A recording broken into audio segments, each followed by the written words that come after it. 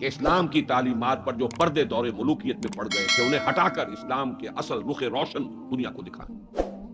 خلافت راشدہ کی مدح کریں گے، وہ کہیں گے پدرم سلطان بود تو راجے تم کیا، اپنی شکل دیکھو تم کیا۔ کرتا ہے دولت کو ہر آلودگی سے پاک و صاف، منعموں کو مال و دولت کا بناتا ہے امین۔ اس سے بڑھ کر اور کیا فکر و عمل کا انقلاب، بادشاہوں کی نہیں اللہ کی ہے یہ زمین۔ اسلام کا آئیڈیل نظام تو وہ تھا کہ دور فاروقی میں سفیر آیا ہے ایران کا، اس نے پوچھا اینا ملککم، تمہارا بادشاہ کہاں ہے؟ اسے جواب ملا لیسا لنا ملکن بل لنا امیرن، ہمارا کوئی بادشاہ نہیں ہے، ہمارا تو ایک امیر ہے، امیر المومنین ہے ہمارا۔ بھئی وہ کہاں ہے؟ کوئی محل نظر نہیں آ رہا ہے اس چھوٹی سی بستی کے اندر۔ وہ ہمارے فاروق رہتا کہاں ہے جس کے نام سے تھرا رہے ہیں شہنشاہوں کے ایوان، لرزہ تاری ہے جس کے نام سے، رہتا کہاں؟ بتایا گیا کہ بیت المال کے کچھ اونٹ گم ہو گئے تھے، ہمارا وہ خلیفہ ان کو تلاش کرنے باہر گیا ہوا ہے۔ وہ کسی کو ساتھ لے کر گیا ہوگا کہ پہچان تو سکے، تو دیکھا کہ تھک گئے تھے حضرت عمر فاروق، صبح سے تلاش میں تھے، اونٹ نہیں ملے، تھک گئے، دھوپ تیز ہو گئی، تو ایک جھاڑی کے ذرا سائے میں استراحت فرما رہے ہیں اپنا کوڑا اپنے سر کے نیچے رکھ کر۔ اس نے وہاں کھڑے ہو کر کہا اے عمر، تم انصاف کرتے ہو لہذا تمہیں کوئی خوف نہیں، ہمارے بادشاہ ظلم کرتے ہیں، ان کی جان کانپتی رہتی ہے، اونچی اونچی فصیلوں کے پیچھے بھی وہ لرزتے رہتے ہیں، انہیں باڈی گارڈز کی ضرورت ہے، ان کے لیے تو طرح طرح کی حفاظتوں کا سامان۔ یہ تھا نظام جو محمد عربی نے دیا صلی اللہ علیہ وسلم۔ دور ملوکیت میں تو پھر وہی ایوان سجے، وہی محل بنے، وہی چہیتی بیویوں کے لیے کروڑوں روپے کے مقبرے تعمیر ہوئے، محل بنے، جا کر دیکھ لیجئے الحمرا، دیکھ لیجئے جا کر محل۔ اب وہ محل ہیں لا یرا الا مساکنہم، وہ مسکن اور محل نظر آ رہے ہیں، ان میں رہ بسنے والوں کا نام و نشان مٹ گیا۔ لیکن یہ کہ دور بنو امیہ میں تو پھر بھی ابھی اس طرح کے محل نہیں بنے تھے، دور بنو عباس میں آ کر تو ملوکیت جو ہے اپنی پوری شدت کے ساتھ اور پوری تمام شان و شوکت کے ساتھ دوبارہ جو ہے ظاہر ہوئی۔ تو یہ اسلام کی تعلیم پر جو پردے پڑے ہیں، جو سرمایہ داری پھر آ گئی، جاگیرداری پھر آ گئی، بہانوں سے سود کو جائز کیا گیا، بیع مؤجل کے حوالے سے ہی سود کے لیے راستے کھول دیے گئے، یہ سارے جاگیریں دی جا رہی ہیں، یہ سارا کا سارا نظام آ گیا۔ ظاہر بات ہے جسے سعودی ماڈل درکار نہیں، جسے ایرانین ماڈل منظور نہیں، وہ اس ماڈل کو کیسے پسند کرے؟ ماڈل تو اگر چاہیے تو وہ تو خلافت راشدہ کا، اس کا کوئی عملی نمونہ دنیا میں آج نہیں۔ تو اقبال نے یہ کہا تھا کہ اگر ایسا ہو گیا، کاش کہ ایسا ہو جائے، تو ہمیں ایک موقع مل جائے گا کہ اسلام کی تعلیمات پر جو پردے دور ملوکیت میں پڑ گئے تھے انہیں ہٹا کر اسلام کے اصل رخ روشن دنیا کو دکھائیں۔ یہی بات قائد اعظم نے کہی تھی۔ ہمیں پاکستان اس لیے مطلوب ہے کہ عہد حاضر میں اسلام کے اصول حریت و اخوت و مساوات کا ایک نمونہ دنیا کے سامنے پیش کر سکے۔ یہ بات دوسری ہے، 45 برس بیت گئے شمسی حساب سے اور 46.5 برس بیت چکے ہیں قمری حساب سے، ابھی تو کہیں وہ مساوات اور حریت اور اخوت کہیں نظر نہیں آ رہی۔ وہ تو ایک قوم بھی کئی قومیتوں میں بٹ گئی، لسانی اور علاقائی اور صوبائی عصبیتوں کا دورہ ہے۔ ڈھونڈ اب اس کو چراغ رخ زیبا لے کر، وہ ایک قوم جو ہندوؤں کے مقابلے میں ایک قوم بن گئی تھی، اب تو وہ تحلیل ہو چکی، اس کا کوئی وجود ہی نہیں ہے۔ میں بہرحال اس مرثیے پر زیادہ وقت صرف نہیں کرنا چاہتا، اس وقت عرض یہ کرنا ہے آج کے انسان کی اصل ضرورت ایک ماڈل، زبانی کلامی بات کوئی قبول نہیں کرے گا۔ خلافت راشدہ کی مدح کریں گے، وہ کہیں گے پدرم سلطان بود تو راجے تم کیا، اپنی شکل دیکھو تم کیا، تم تو ہم سے بدتر ہو، تمہارے ہاں ڈسکریمنیشن، سید زیادہ تو سید زیادہ ہے ہی ہے، اونچائی ہے، اخلاق کا کتنا ہی پست ہو، اور یہ مسلی یہ تو ہے ہی نیچ، چاہے اخلاق اور کردار میں کتنا ہی اونچا ہو جائے۔ یوں تو سید بھی ہو، مرزا بھی ہو، افغان بھی ہو، تم سبھی کچھ ہو، بتاؤ تو مسلمان بھی ہو، تمہارا تمدن، تمہاری تہذیب، تمہارا نظام بدترین نظام۔ بڑے پیارے اشعار کہے علامہ اقبال نے، کہلوائے تو ہیں ابلیس کی زبان سے، اصل میں اس کے پردے میں پیغام اپنا دیا ہے. اور ان کی یہ نظم جو ہے ابلیس کی مجلس شورا ان کے انتقال کے بعد چھپی ہے، یہ آخری دور ہے ان کا. اس لیے میں کہا کرتا ہوں کہ اقبال کا پیغام اگر دیکھنا ہو امت مسلمہ کے نام تو یہ نظم جو ہے ابلیس کی مجلس شورا یہ ان کا آخری پیغام. یہ ظاہر بات ہے کہ وہ کوئی نبی تو نہیں تھے معاذ اللہ، عام انسان تھے، ذہنی ارتقاء کے مختلف مراحل سے گزرے ہیں. تو ان کا ارتقاء جہاں تک ہوا ہے اس کی آخری صورت جو ہے وہ نظمیں ہیں کہ جو ارمغان حجاز میں شامل ہے. جانتا ہوں میں یہ امت حامل قرآن نہیں ہے، وہی سرمایہ داری بندے مومن کا دین. جانتا ہوں میں کہ مشرق کی اندھیری رات میں بے ید بیضا ہے پیران حرم کی آستی. عصر حاضر کے تقاضاؤں سے ہے لیکن یہ خوف، یہ ابلیس کہہ رہا ہے. عصر حاضر کے تقاضاؤں سے ہے لیکن یہ خوف، ہو نہ جائے آشکارا شرع پیغمبر کہیں. الحذر آئین پیغمبر سے 100 بار الحذر. حافظ ناموس زن یہ ہے معاشرت، مرد آزما مرد آفرین. موت کا پیغام ہر نوع غلامی کے لیے، نہ کوئی فغفور و خاکہ نہ گدائے رہنشی. کرتا ہے دولت کو ہر آلودگی سے پاک و صاف، منعموں کو مال و دولت کا بناتا ہے امین. اس سے بڑھ کر اور کیا فکر و عمل کا انقلاب، بادشاہوں کی نہیں اللہ کی ہے یہ زمین. یہ ہے انقلاب. چشم عالم سے رہے پوشیدہ یہ آئیں تو خوب، ابلیس کہہ رہا ہے نا، چشم عالم سے رہے پوشیدہ یہ آئیں تو خوب. یہ غنیمت ہے کہ خود مومن ہے محروم یقین. یہ ماڈل آج کے انسان کی اصل ضرورت ہے. اب میں آپ کو بتاتا ہوں نبی اکرم صلی اللہ علیہ وسلم نے یہ ماڈل دیا کہ نہیں دیا.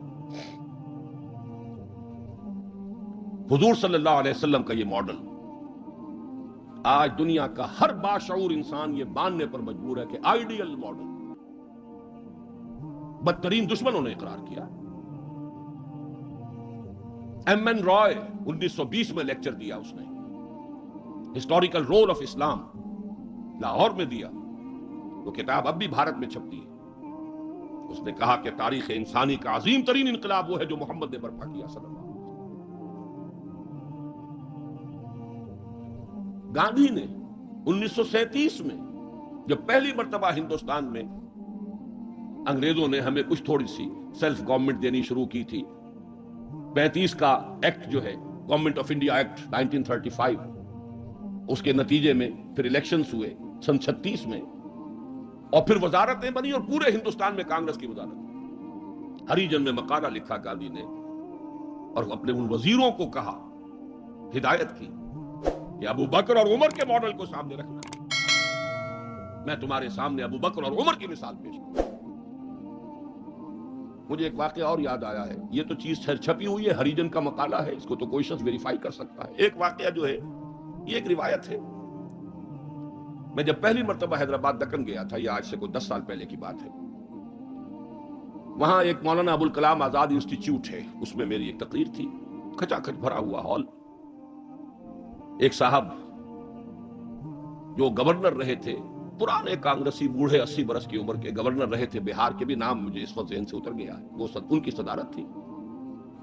وہاں میں نے تقریر کی مولانا ابوالکلام آزاد مرحوم کے ایک وَلَا لِأَسْوَدَ عَلَىٰ حَمْرَاءِ إِلَّا بِالتَّقْوَىٰ كُلُّكُمْ بَنُو آدم وآدم من تراب. اس کا ترجمہ دے کر پھر لکھتا ہے کہ اگرچہ ہیومن فریٹرنٹی، فریڈم اور ایکویلٹی کے سرمنز تو پہلے بھی بہت کہے گئے تھے، جیزس آف نزارت کے ہاں، حضرت مسیح کا تذکرہ کر رہا ہے، جیزس آف نزارت کے ہاں بھی سرمنز تو بہت ہیں، لیکن یہ ماننا پڑتا ہے کہ تاریخ انسانی میں پہلی مرتبہ محمد نے ان اصولوں پر ایک معاشرہ قائم کر کے دکھایا. اس سے بڑا ٹریبیوٹ کیا ہوگا؟ اور دشمن ہے، ذاتی اعتبار سے حملے کر رہا ہے، رقیق حملے کر رہا ہے، استہزاء کر رہا ہے یہ تعدد ازدواج کا، لیکن یہ بات ماننے پر مجبور ہے کہ انسانی تاریخ میں پہلی مرتبہ انسان کی حریت، اخوت اور مساوات کے اصولوں پر مبنی ایک نظام قائم کیا محمد صلی اللہ علیہ وسلم. اور نوٹ کیجئے یہی 3 الفاظ قائد اعظم نے استعمال کیے تھے. ہم پاکستان اس لیے چاہتے ہیں کہ عہد حاضر میں اسلام کے اصول حریت و اخوت و مساوات کا ایک نمونہ دنیا کو دکھا. اسی طرح پھر ڈاکٹر مائیکل ہارٹ کی دی 100 مشہور کتاب ہے. بہرحال یہ ماڈل، یہ رحمت محمد الرسول اللہ صلی اللہ علیہ وسلم انسان کو عطا کر چکے ہیں، اور اپنے تو بہرحال مدح کریں گے ہی. اپنوں کی تو آنکھ محبت اور عقیدت کی آنکھ ہے، لیکن میں نے یہ گواہیاں دی ہیں اغیار کی، دشمنوں کی. اب آئیے دوسری آیت کی طرف. لقد کان لکم فی رسول اللہ اسوۃ حسنہ. یہاں خطاب ہو رہا ہے تمہارے لیے اللہ کے رسول کی زندگی میں، اللہ کے رسول کی شخصیت میں ایک عمدہ نمونہ ہے. پہلے تو غور کیجئے لکم سے مراد کیا ہے. یہاں خطاب مسلمانوں سے ہے، یہاں پوری نوع انسانی سے نہیں ہے. یہ فرق ہے، نوٹ کر لیجئے. پہلی آیت کے مقابلے میں خطاب کا رخ اس آیت میں یہ محدود ہے، مسلمانوں کی طرف خطاب. اے مسلمانوں، تمہارے لیے رسول کی شخصیت میں ایک عمدہ نمونہ ہے. آپ کہیں گے کس دلیل سے یہ کہہ رہے ہیں؟ اسی آیت کا جو دوسرا ٹکڑا ہے وہ عام طور پر پڑھا نہیں جاتا. لقد کان لکم فی رسول اللہ اسوۃ حسنۃ لمن کان یرجو اللہ والیوم الآخر وذکر اللہ کثیرا. اس شخص کے لیے اسوہ ہے حضور کی زندگی اور شخصیت جو تین شرطیں پوری کرے. جیسے کہ قرآن مجید خود اپنے بارے میں کہتا ہے ھدی للناس شہر رمضان الذی انزل فیہ القرآن ھدی للناس وبینات من الھدی والفرقان. لیکن سورہ بقرہ ہی کے شروع میں کہتا ہے ھدی للمتقین. ستیارتھ پرکاش کے مصنف نے سوامی دیانند سرسوتی نے تو اعتراض کیا تھا اس پر. 14واں باب، بدنام زمانہ 14واں باب یاد ہوگا. اس کا حل کیا ہے اس اشکال کا؟ قرآن اپنی جگہ ہدایت ہے پوری نوع انسانی کے لیے تا قیام قیامت، لیکن اس سے استفادہ وہی کرے گا جس میں استفادے کی پیاس اور طلب. پیاس ہی نہیں، بہترین مشروب رکھ دیجئے، پیے گا نہیں انسان. بھوک نہیں، بیماری کی وجہ سے ذائقہ منہ کا خراب ہے. آپ نے دیکھا ہوگا ماؤں کو بیچاریاں بچوں کی کیسی کیسی خوش آمدیں کرتی ہیں، بیٹے کچھ کھا لو، یہ کھا لو، وہ کھا لو، یہ، لیکن اس کا منہ کا ذائقہ بگڑا ہوا کچھ نہیں کھاتا. بھوک مری ہوئی ہے کچھ نہیں کھاتا. تو جس میں ہدایت کی طلب نہیں ہوگی قرآن اس کو ہدایت نہیں دے گا. اپنی جگہ ھدی للناس، استفادے کے لیے شرط ہے، پیاس ہو طلب ہو تب. اسی طرح حضور کی زندگی اسوہ کاملہ، اپنی جگہ مکمل ہر اعتبار سے، لیکن اس سے استفادہ کرنے کے لیے تین شرطیں ہیں. لقد کان لکم فی رسول اللہ اسوۃ حسنۃ لمن کان یرجو اللہ والیوم الآخر وذکر اللہ کثیرا. اس کے لیے اسوہ ہے کہ جو اللہ سے ملاقات کا امیدوار ہے، یوم آخرت پر یقین رکھتا ہے، حساب کتاب کا یقین ہے، اور اللہ کا ذکر کرتا ہو کثرت کے ساتھ، اس کے لیے اسوہ. بہت اہم ہے یہ نقطہ جو عام طور پر اس آیت کا دوسرا ٹکڑا جو ہے وہ سنایا ہی نہیں جاتا.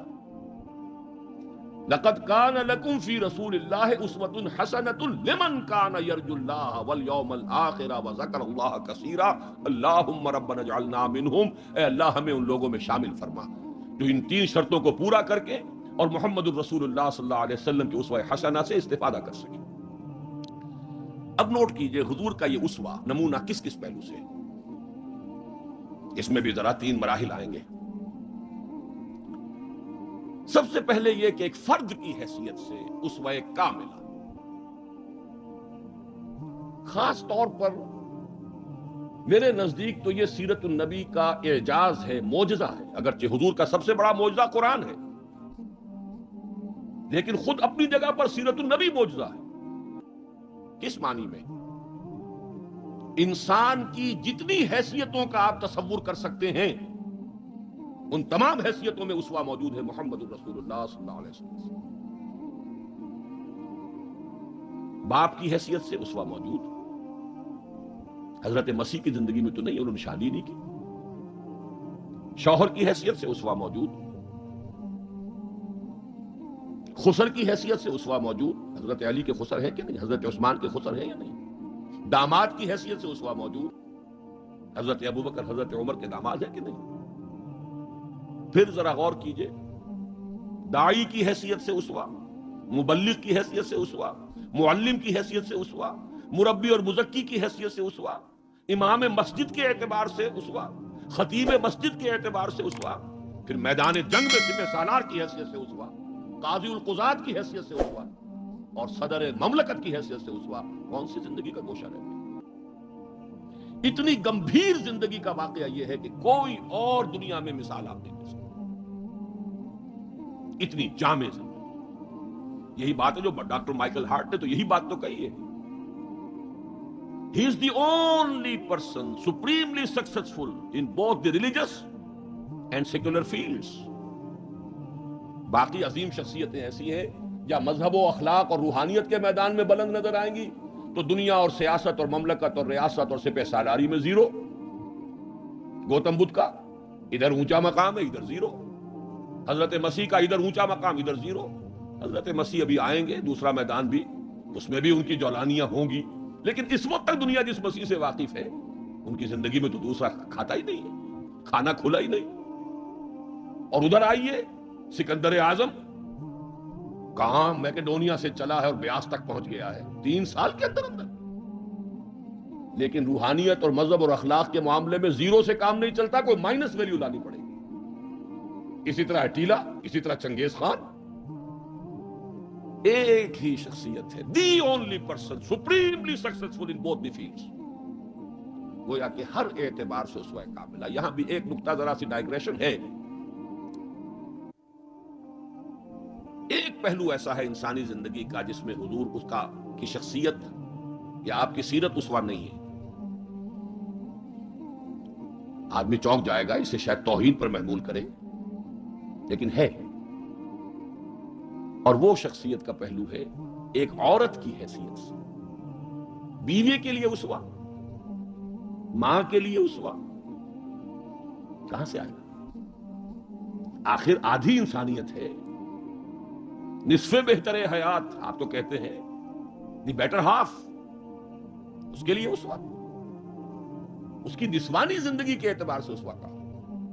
دیکھیے یہی نقطہ ہے، نوٹ کر لیجئے، دل پر لکھ لیجئے.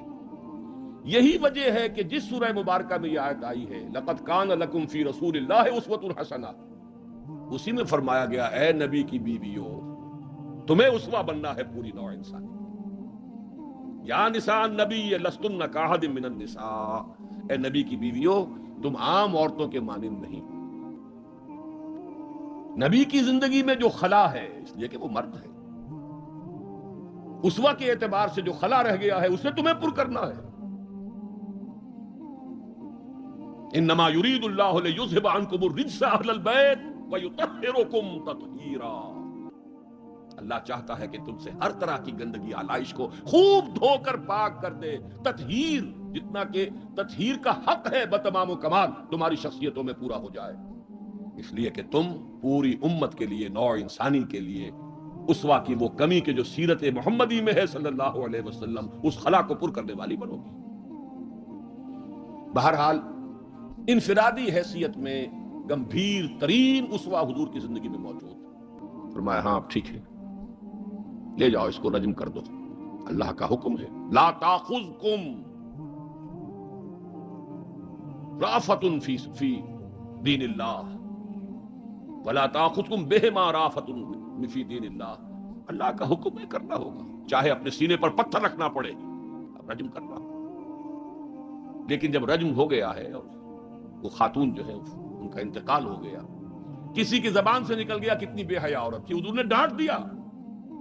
نہیں، اس عورت نے وہ توبہ کی ہے کہ اگر تمام مدینے والوں پر تقسیم کر دی جائے تو سب کی نجات کا ذریعہ بن جائے. یہ توازن ہے. حکم رب کا نفاذ بھی ہے، اس میں اپنی ذاتی شفقت کو آڑے نہیں آنے دینا ہے. لیکن یہ نہیں ہے کہ اس سے کوئی سوء ظن ہو. مریض سے دشمنی نہیں ہوتی، مرض سے دشمنی ہوتی.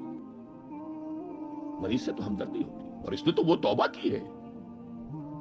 بہرحال انفرادی سطح پر میں نے ایک تو عرض کیا کہ اسوہ محمدی کی جامعیت کبریٰ.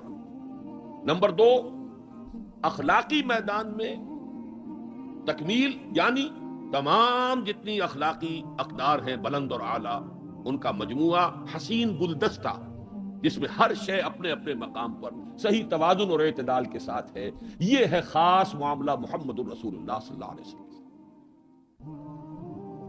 دوسرا اسوہ حضور کا وہ میں بیان کر چکا ہوں. ایک ماڈل پیش کر دیا نوع انسانی کے لیے. ایک ماڈل، وہ نظام قائم کیا. کس نے کیا؟ محمد الرسول اللہ نے کیا صلی اللہ علیہ وسلم. اگرچہ یہ نوٹ کر لیجئے کہ اس ماڈل کا جو اصل ہے دور، وہ ہے دور فاروقی. یہاں بھی کہیں آپ یہ نہ کہیں توہین کر رہا، دور نبوی نہیں ہے اس کا ماڈل. کیوں؟ حضور کی حیات طیبہ میں تو ابھی انقلابی عمل جاری تھا، ریولوشنری پروسیس تھا اپنے پورے جوبن کے اوپر. نظام قائم ہوا اور آپ کا انتقال ہو گیا، بلکہ آپ نے خود چوز کیا ہے. اللہم فی الرفیق الاعلی، اے اللہ بس میرا کام پورا ہو گیا، اب میں مزید یہاں رہنے کو تیار نہیں. خود خطبہ دیا آپ نے. بلکہ اسے اگر سوء ادب نہ سمجھا جائے تو میرے دل میں تو ایک بات ہے کہ اگر حضور کے قدموں میں اللہ نے پہنچا دیا میدان قیامت میں یا عالم آخرت میں، تو شکوہ کروں گا کہ حضور آپ نے جلدی کی. ابھی جو عرب ایمان لائے تھے یدخلون فی دین اللہ افواجا، ابھی ان کی کچھ اور تربیت آپ فرماتے، کچھ اور دن آپ دنیا میں قیام فرماتے. چوائس ہوتا ہے نبی کا، یہ تو حضور کی حدیث ہے. انبیاء کا معاملہ خاص ہے کہ جب وقت آ جاتا ہے اس وقت انہیں چوائس دے دیا جاتا ہے. ابھی مزید رہنا چاہتے ہیں تو رہیے، اور اگر واپس آنا چاہتے ہیں تو ٹھیک ہے، آپ کا وہ وقت جو ہے وہ ہو چکا. اسی پر تو حضور نے فرمایا تھا مرض وفات میں جب ذرا سا وقفہ ہوا ہے اور افاقہ ہوا ہے، حضرت ابوبکر نماز پڑھا رہے تھے مسجد نبوی میں، اور حضور پھر اپنے اس افاقے کی وجہ سے حضرت علی اور حضرت عباس رضی اللہ تعالی عنہما کے کندھوں پر اپنا ایک ایک ہاتھ دست مبارک رکھ کر مسجد میں تشریف لائے. حضرت ابوبکر ہٹنے لگے پیچھے. جب آپ امامت فرمایا، آپ نے اشارے سے کہا نہیں تم امامت کرو. حضرت ابوبکر کے پہلو میں بیٹھ گئے، کھڑے نہیں رہ سکے. اب آپ نماز پڑھ رہے تھے، حضرت ابوبکر آپ کی اقتدا کر رہے تھے، اور باقی پوری جماعت حضرت ابوبکر کی اقتدا کر رہی ہے. یہ خاص نماز ہے، یہ ایک ہی نماز ہے بس جو اس رنگ میں پڑھی گئی. اس نماز کے بعد آپ نے خطبہ دیا. اللہ نے اپنے ایک بندے کو یہ اختیار دیا ہے، چاہے وہ دنیا میں رہے اور چاہے وہ واپس آ جائے. بندے نے اللہ کی طرف لوٹنے کو قبول کر لیا. حضرت ابوبکر رو پڑے. باقی صحابہ نہیں سمجھے کہ یہ تو ایک خاص بات کہی جا رہی ہے، کسی اور کی حکایت ہے، کیا ہے.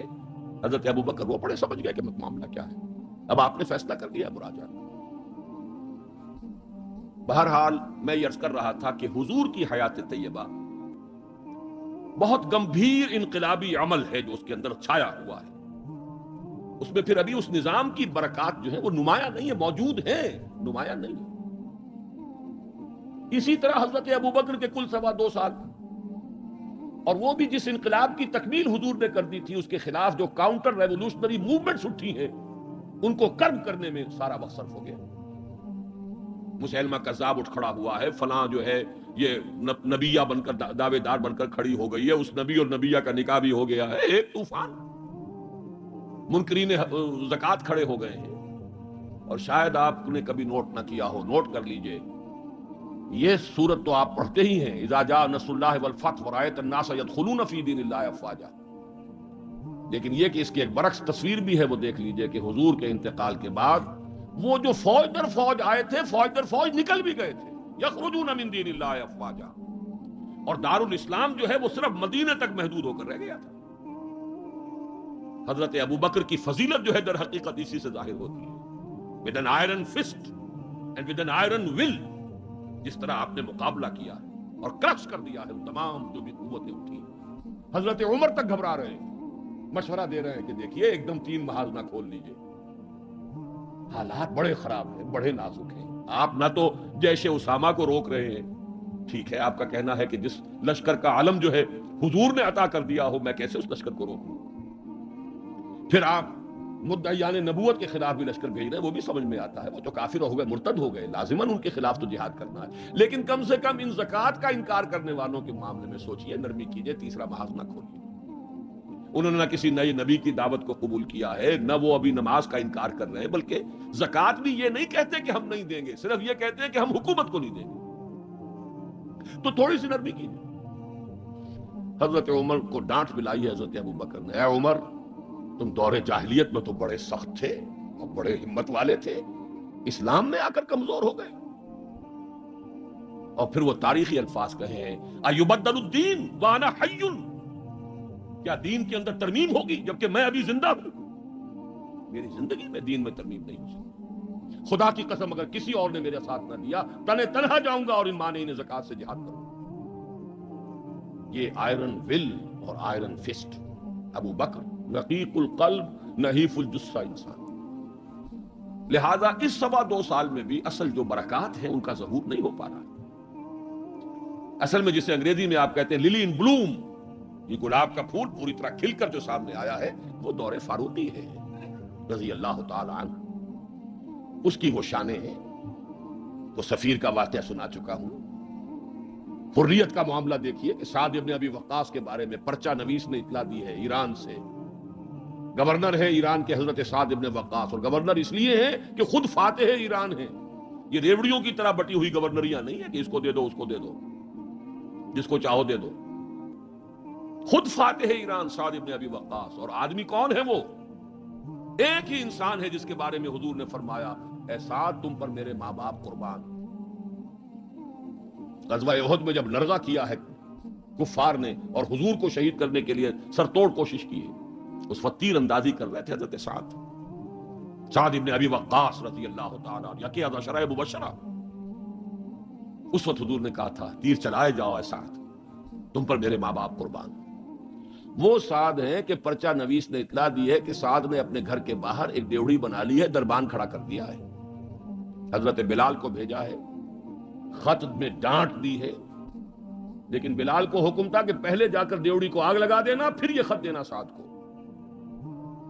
نے آگ لگائی ہے پھر جا کر یہ خط دیا ہے. خط میں لکھا ہے سعد لوگوں کو ان کی ماؤں نے آزاد جنا تھا، تم نے انہیں اپنا غلام کب سے بنا دیا. حریت کا اس سے اونچا تصور کوئی ہوگا؟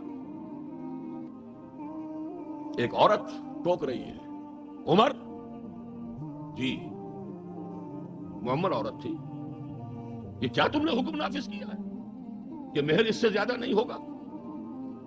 ہمارے جس حق پر اللہ نے کوئی حد نہیں لگائی، تم کون ہوتے ہو حد لگانے والے؟ قرآن کی آیت ہے بات ہے تم احداہن قنطارا، تم نے اگر اپنی کسی بیوی کو ڈھیروں دیا ہو سونا تب بھی واپس نہیں لے سکتے. جب قرآن نے ڈھیروں سونے تک کی اجازت دی ہے تم کون ہوتے ہو اس کے اندر ترمیم کرنے والے؟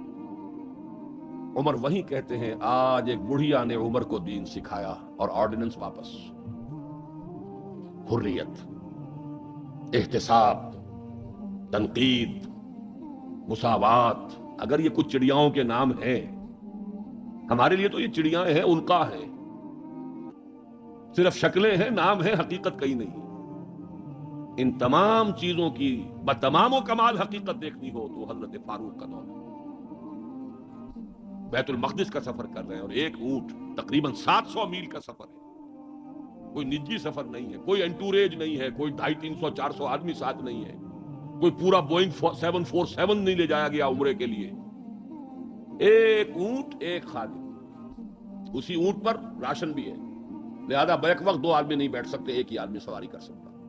ایک منزل میں خلیفہ وقت اوپر بیٹھے ہیں اور خادم نکیل پکڑ کر آگے چل رہا ہے، اگلی منزل میں خادم اوپر بیٹھا ہے اور خلیفہ وقت نکیل پکڑ کر چل رہا ہے. اور آخری وقت میں باری اتفاقاً آ گئی خادم کی، اس نے ہاتھ جوڑ دیا کہ خدا کے لیے لوگ کیا کہیں گے، میرے سر ہو جائیں گے. فرمایا نہیں الدور دورک، نہیں، باری تمہاری. اور اس محاذ پر تھے کون کمانڈر؟ ابو عبیدہ بن الجراح رضی اللہ تعالی عنہ، امین هذه الامہ. جب غلغلہ ہوا آ گئے عمر، آ گئے عمر، آ گئے، تشریف لے آئے. اب وہ آئے ہیں استقبال کے لیے، دیکھا کپڑے سخت میلے، ننگے پاؤں، درمیان میں کہیں کیچڑ آیا تھا، پیدل چل کے آ رہے تھے تو جوتے بھی ہاتھ میں لے لیے تھے. کہا یہ آپ کیا کر رہے ہیں، اپنا حلیہ کوئی درست کیجئے، یہ بڑا متمدن ملک ہے، بڑے مہذب لوگ ہیں یہ شام کے لوگ، کیا کہیں گے. ڈانٹ پلائی ہے حضرت ابو عبیدہ کو بھی. نحن قوم اعزنا اللہ بالاسلام، اے ابو عبیدہ کیا ہو گیا تمہیں، ہم وہ لوگ ہیں کہ ہمیں جو عزت اللہ نے دی ہے وہ اسلام سے دی ہے، کپڑوں سے نہیں دی. واقعہ یہ ہے کہ یہ ہے وہ heights by great man reached and kept. یہ مثالیں ہیں، یہ آئیڈیل. اس لیے کہ دستاویز پر تو دونوں پارٹیز کے دستخط ہونے. اگر ہم آپ کو اللہ کا رسول مان لیں تو جھگڑا کائے گا؟ پھر ہم تو نہیں مانتے کہ آپ اللہ کے رسول ہیں. یہ معاہدہ ہوگا محمد ابن عبداللہ اور قریش کے مابین. وہی مسکرا کر بات فرمائی, تم مانو یا نہ مانو میں اللہ کا رسول ہوں, لیکن اے علی مٹا دو, جو یہ کہہ رہا ہے مان لو کہ لکھ دو محمد ابن عبداللہ. عرض کیا حضور یہ میں نہیں کر سکتا. غیرت و حمیت حضرت عمر میں ہے, حضرت علی میں ہے, کوئی فرق نہیں, کچھ فرق نہیں ان چاروں میں. معلوم ہوا ہے کرنے ایک ہی سورج کی. اس اعتبار سے نوٹ کیجئے کہ خون کھول رہا ہے, اور خون کھولنے کی مثال میں آپ کو اب دیتا ہوں. ایک ایک شخص کا خون کھول رہا ہے, یہاں تک کہ ابو بکر کا خون کھول رہا ہے. یہ دوسری بات ہے, ضبط اتنا ہے کہ بولے نہیں. کیسے معلوم ہوا کہ خون کھول رہا تھا ابو بکر کا بھی؟ جب صلح ہو گئی, حضور نے فرمایا مسلمانوں اب احرام کھول دو, جو ہدی کے جانور ہیں یہیں ذبح کر دو. کوئی نہیں اٹھا. دوسری مرتبہ فرمایا مسلمانوں اٹھ جاؤ, اٹھو, اب جو ہو گیا صلح ہو گئی ہے, احرام کھول دو. کوئی نہیں اٹھا, ابو بکر بھی نہیں اٹھے, ایک آدمی نہیں اٹھا. تیسری مرتبہ پھر کہا. آپ حیران ہوں گے کہ یہ صحابہ کا یہ واقعہ, حضور کا حکم. اس کی ایک توجیہ ہے وہ میں بعد میں عرض کروں گا, لیکن پہلے واقعہ کیا اس کو سمجھیے. دل گرفتہ ہو کر حضور اپنے خیمے میں گئے, ناراض ہو کر, دل گرفتہ.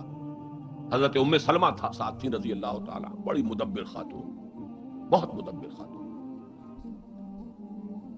جا کر کہا ہے کہ مسلمانوں کا یہ حال ہے سب کا, میں نے 3 مرتبہ کہا ہے, کوئی نہیں اٹھ رہا.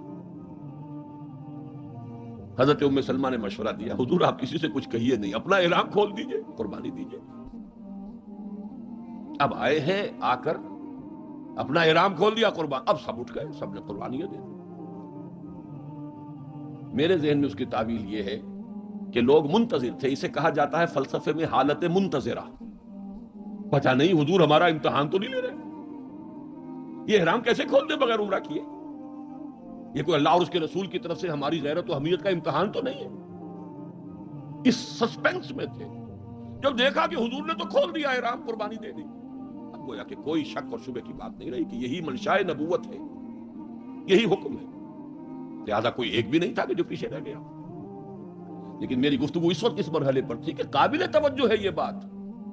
2 سال قبل سن 6 میں حضور صلی اللہ علیہ وسلم بظاہر گر کر دب کر صلح کر رہے ہیں, اور 2 سال کے بعد قریش کا سردار آ کر ابو سفیان خوش آمدیں کر رہے ہیں. اس لیے میں ادب کا سے نام دوں گا کہ ایمان لے آئے. بات صحابی ہے, خدا کے لیے ہماری طرف سے خطا ہوئی ہے, ہمارے ایک قبیلے نے, ہمارے حلیف قبیلے نے صلح کو توڑا ہے, رینیو کر دیجئے, دوبارہ وہ ٹریٹی ہو جائے, دوبارہ معاہدہ. حضور نہیں سن رہے, سفارش سے کرا رہے ہیں, حضرت علی سے کرا رہے ہیں, فلاں سے کرا رہے ہیں. خدا کے لیے سفارش کرو, منواؤ. ابو سفیان بڑے مدبر انسان, انہیں پتا تھا اب ہمارے اندر طاقت نہیں ہے, اب ہم مقابلہ نہیں کر سکتے محمد کا. 2 برس جو حضور کو مل گئے, اس میں جو آپ نے پھر اپنی دعوت اور جو تنظیم اور تربیت کے مراحل جس تیزی کے ساتھ آگے بڑھائے ہیں. خیبر فتح کر لیا, اتنی بڑی فتح. صلح حدیبیہ کے فوراً بعد جب اندرون ملک عرب کوئی اندیشہ نہیں رہا, سیدھے آپ نے تیر کی طرح رخ کیا خیبر کا, اور وہ گڑھ اور قلعہ جو ہے یہود کا, اس کو پاش پاش کر دیا. السلام علیکم سامعین, آپ لوگ ڈاکٹر اسرار احمد صاحب کے اور بیانات سننا چاہتے ہیں تو ہمارے چینل کو سبسکرائب ضرور کرتے ہیں.